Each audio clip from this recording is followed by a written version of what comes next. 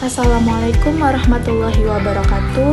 Perkenalkan, nama saya Aliza Tahsinul Adibah dengan NIM 612012300479 dari kelas RA12 Manajemen. Di sini saya akan merangkum bab 1 sampai 5. Di antaranya yang pertama yaitu pengertian e-commerce, manfaat e-commerce, perkembangan e-commerce, serta e-commerce dan e-business. Yang kedua yaitu studi kasus perusahaan e-commerce lokal dan internasional. Yang ketiga, model dan klasifikasi bisnis e-commerce, model bisnis B2B, B2C, C2C, dan mengidentifikasi model bisnis yang bermunculan di lingkup e-commerce. Yang keempat yaitu langkah membangun bisnis e-commerce, dan yang terakhir yaitu memahami bisnis portal internet dan memahami startup bisnis internet. Langsung saja kita mulai ke materi. Pengertian e-commerce.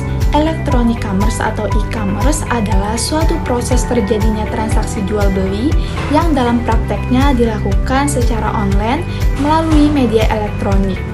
Menurut Louden, e-commerce adalah transaksi bisnis to bisnis yang terjadi dengan perantara jaringan internet.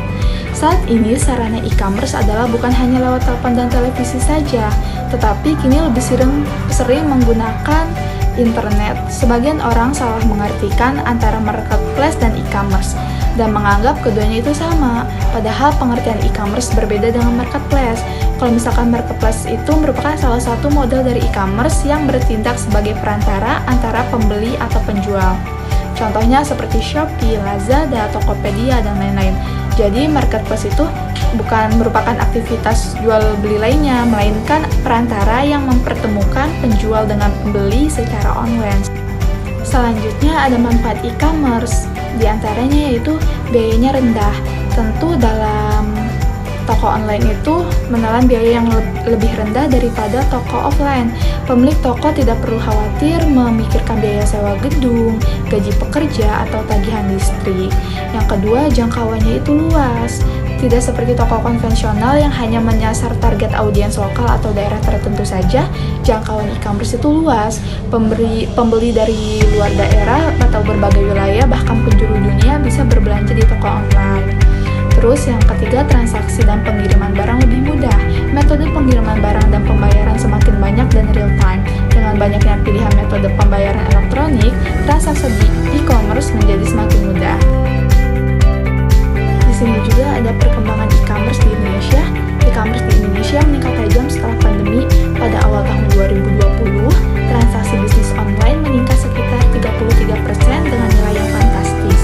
Nilainya dari 253 triliun rupiah dengan cepat meningkat menjadi 337 triliun rupiah. Peningkatan transaksi e-commerce ini diproyeksikan akan terus mengalami peningkatan setiap tahunnya. Tentu saja peningkatan ini ada andil dari pemerintah yang turut mendorong perkembangan teknologi dan digital banking. Tak hanya itu, faktor yang turut mempengaruhi pertumbuhan e-commerce adalah meningkatnya jumlah penduduk, meningkatnya pengguna smartphone, dan pengguna internet dan media sosial yang semakin banyak. E-commerce dan e-business. Istilah e-commerce dan e-business sudah tidak asing bagi telinga kita. Banyak orang yang menganggapnya sama, tapi pada dasarnya itu berbeda. Kalau misalkan e-business, itu kegiatan berbisnis di internet yang tidak hanya meliputi pembelian, penjualan, dan jasa, tetapi juga dapat meliputi pelayanan pelanggan dan kerjasama dengan rekan bisnis, baik individual maupun instansi. Sedangkan e-commerce merupakan transaksi bisnis yang berupa pembelian dan penjualan barang serta jasa melalui internet yang meliputi transfer maupun serah terima kepemilikan hak atau suatu barang atau jasa dengan menggunakan internet. Selanjutnya, strategi membangun e-commerce, studi kasus Alibaba.com. Berdasarkan jurnal yang telah diunggah, studi kasus yang dibahas adalah strategi dan pendekatan teknologi e-bisnis yang diterapkan oleh Alibaba.com. Alibaba yang didirikan oleh Jack Ma pada tahun 1999 telah berkembang menjadi salah satu perusahaan e-commerce terbesar di dunia. Perusahaan ini tidak hanya menjadi marketplace bagi individu, tetapi juga bagi produsen, pengecer, dan usaha kecil menengah atau UKM yang bergerak di bidang ekspor dan impor. Keberhasilan Alibaba tidak terlepas dari inovasi strategis yang diterapkan oleh Jack Ma dan timnya. Salah satu faktor utama dalam kesuksesan Alibaba adalah pendekatan business to business atau B2B yang berbeda dari platform e-commerce lain seperti Amazon atau eBay. Alibaba bertindak sebagai perantara yang menghubungkan pembeli dan penjual, bukan sebagai pengecer langsung. Selain itu, Alibaba memiliki berbagai anak perusahaan seperti Taobao, Tmall, Alipay, dan Alishop yang memperkuat ekosistem digitalnya dan menciptakan nilai tambah bagi pengguna. Model dan klasifikasi bisnis e-commerce. Yang pertama ada business to business atau B2B, yaitu transaksi antara bisnis dengan bisnis.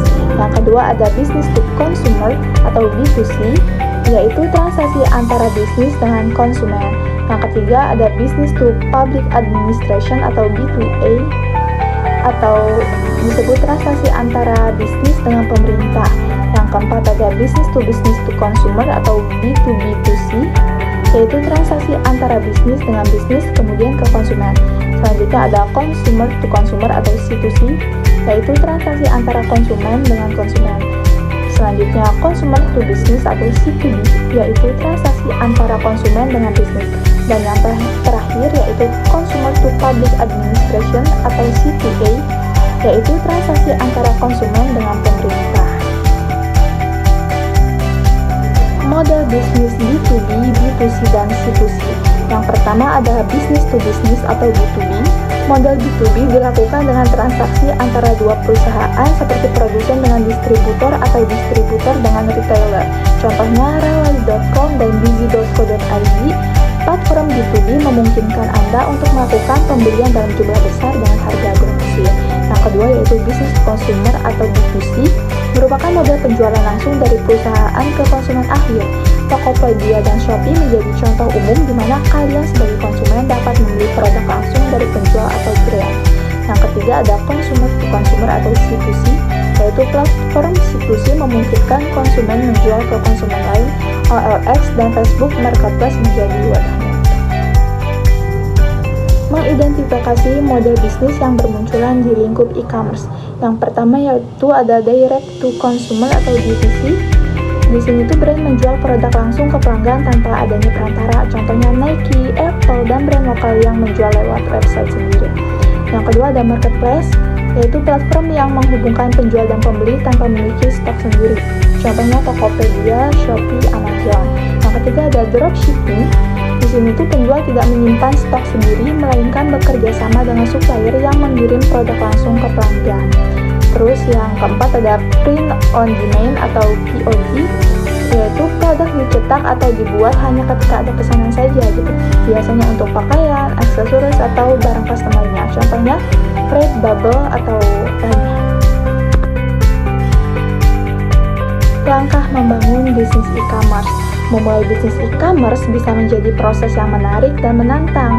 Berikut adalah langkah-langkah yang bisa kalian ikuti untuk memulai bisnis e-commerce. Yang pertama tentunya yaitu tentukan ide bisnis gitu. Identifikasi produk atau layanan yang kalian ingin jual secara online.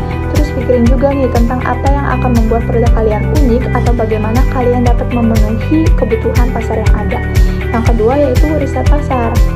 Tentunya kalian juga harus lakukan riset pasar untuk memahami demografi target kalian, persaingan, tren pasar, dan permintaan produk.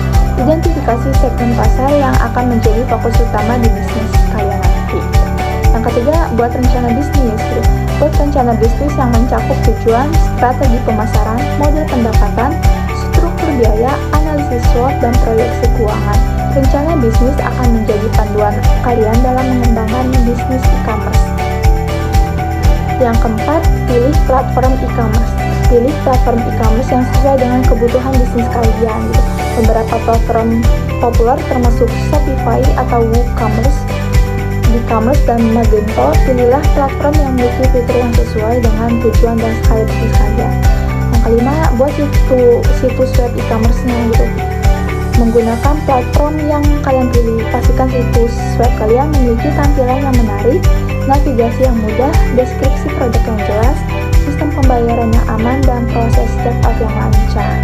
Yang keenam, tambahkan produk atau konten. Tambahkan produk ke situs web kalian dan buat konten yang menarik seperti deskripsi produk yang rinci, gambar berkualitas tinggi, video produk, dan ulasan pelanggan. Pastikan produk kalian mudah ditemukan dan dipahami oleh pengunjung situs. Yang ketujuh, atur logistik dan pengiriman. Tentukan nih bagaimana kalian akan mengelola stok dan pengiriman produknya. Kalian juga bisa menggunakan layanan pengiriman pihak ketiga atau membangun infrastruktur logistik sendiri tergantung pada kebutuhan bisnis kalian sendiri. Lalu tetapkan juga nih strategi pemasarannya gitu. Setelah itu ada uji dan evaluasi. Uji situs web kalian secara teratur untuk mengetahui kinerja dan efektivitasnya. Pantau metrik seperti lalu lintas situs web, tingkat konversi, dan penjualan untuk mengevaluasi strategi kalian dan membuat penyesuaian jika diperlukan. Dan yang terakhir ada pelajari dan terus berkembang gitu. Terus pelajari tentang industri e-commerce dan tren pasar yang berkembang. Jangan ragu untuk beradaptasi dan mengubah strategi kalian sesuai dengan perubahan dalam industri dan kebutuhan pelanggan. Lalu kita masuk ke bab 5, yaitu memahami bisnis portal internet dan memahami startup bisnis internet. Bisnis portal internet adalah model bisnis berbasis situs web yang menyediakan berbagai macam layanan, informasi, dan konten dalam satu tempat untuk menarik banyak pengguna. Tujuannya adalah menjadi gerbang utama atau portal bagi pengguna saat mereka mengakses internet. Dalam praktiknya, portal internet menjadi solusi digital satu pintu untuk memenuhi kebutuhan informasi dan interaksi digital masyarakat modern. Ciri-ciri utama bisnis portal internet itu yaitu menyediakan layanan seperti berita, email, cuaca, hiburan, dan forum. Terus bertujuan menarik traffic tinggi agar bisa dimonetisasi. Dan umumnya gratis untuk pengguna, menghasilkan job dari iklan, sponsorship, atau layanan premium. Contoh bisnis portal internet itu seperti Yahoo, karena menyediakan berita, email, cuaca, atau keluangan. Lalu ada detik.com, yaitu portal berita populer di Indonesia. Nah, keuntungan bisnis portal internet diantaranya jangkauan penggunanya luas, sumber pendapatannya juga beragam, terus fleksibel dan mudah diperluas, dan meningkatkan branding dan search organis portal yang konsisten dan terpercaya. Pengertian startup bisnis internet. Startup bisnis internet adalah perusahaan rintisan yang memanfaatkan teknologi dan internet untuk menciptakan produk atau layanan inovatif yang dapat diakses secara online. Startup ini biasanya masih dalam tahap awal pengembangan, tetapi memiliki potensi pertumbuhan yang cepat dan menjangkau pasar yang luas. Karakteristik utamanya, pertama ada berbasis teknologi digital, seperti website, aplikasi, atau platform. Terus fokus pada solusi kreatif terhadap masalah nyata. Yang ketiga ada fleksibel, cepat berinovasi, dan scalable atau mudah dikembangkan. Terus yang terakhir seringkali didanai oleh investor seperti venture capital. Contoh startup internet di Indonesia yaitu Tokopedia, marketplace untuk jual beli online. Model bisnisnya itu marketplace, komisi, dan iklan. Selanjutnya ada Gojek, yaitu layanan transportasi, pesan antar makanan, dan pembayaran digital. Model bisnisnya yaitu multi layanan atau super app. Dan yang terakhir Ruang Guru, yaitu platform pendidikan online. Model bisnisnya itu subscription, berlangganan, atau premium. Keuntungan dan tantangan menjalankan startup. Keuntungannya diantaranya yaitu potensi keuntungannya besar dengan biaya awal yang relatif kecil, fleksibel dan cepat berinovasi, dan menjangkau pasar global tanpa batas geografi. Sedangkan tantangannya itu persaingannya tinggi karena banyak startup muncul dengan ide serupa. Terus resiko gagalnya juga tinggi karena tidak semua startup berhasil bertahan. Dan yang terakhir kebutuhan modal butuh dana besar karena disitu tuh untuk mengembangkan produk dan pemasaran.